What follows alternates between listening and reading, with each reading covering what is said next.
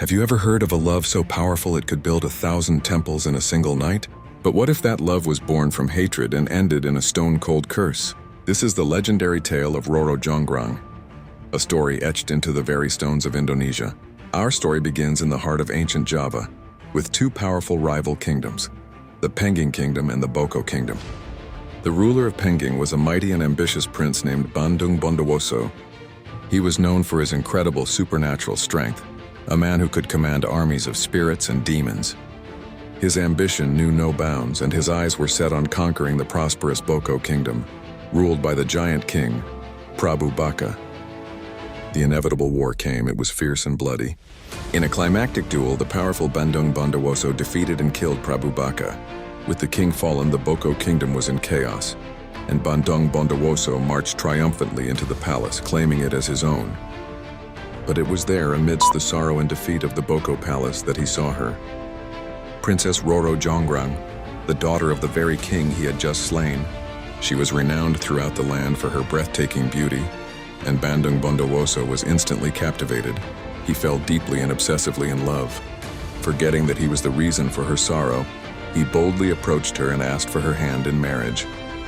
Roro jonggrang was filled with grief and a burning hatred for the man who had murdered her father and destroyed her kingdom. How could she marry her greatest enemy?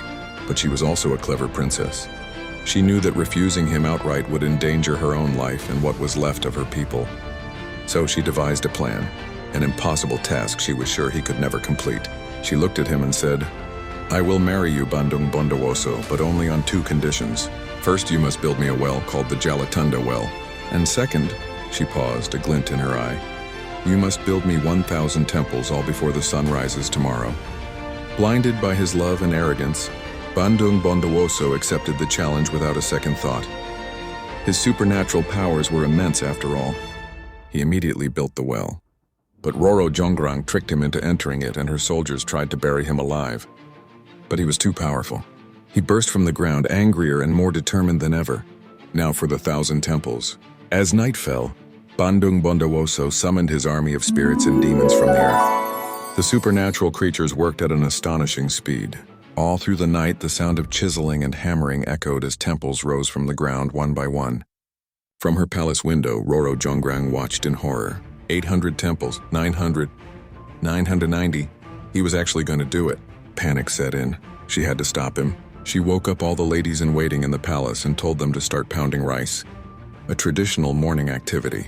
She also had them light huge fires to the east, creating an illusion of a false dawn. The roosters, fooled by the light and the noise, began to crow. The spirits and demons, believing the sun was about to rise, immediately vanished back into the earth, leaving their work unfinished. Bandung Bondowoso was furious. He counted the temples. 999. Only one more was needed. He knew he had been tricked. His love turned to pure rage. He stormed towards Roro jonggrang, his eyes burning with fury. "You have deceived me, Roro jonggrang," he roared. "You were just one temple short of your promise, so to complete the 1,000th, you will be the final temple." He pointed his finger at the terrified princess, and using his immense power, he turned her into a magnificent stone statue.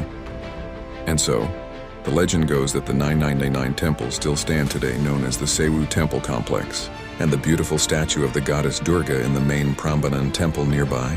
Many believe it is the cursed princess herself, Roro jonggrang, forever frozen in stone, a timeless monument to a story of love, betrayal, and a curse that created a masterpiece.